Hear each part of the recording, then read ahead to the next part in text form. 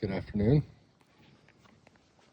Brandon here with Heritage Diesel. Today we're working on a Vermeer BC 1800 XL.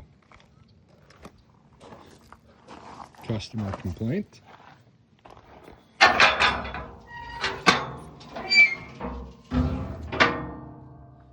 Only one drum on the infeed will rotate. The other one sat stationary. So, came up here, flipped up the hatch,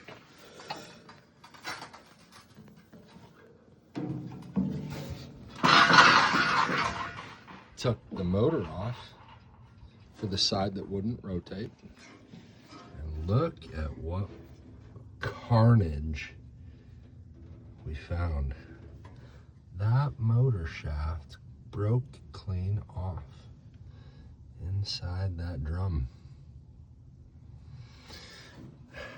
This is gonna be fun. Alrighty. See you next time.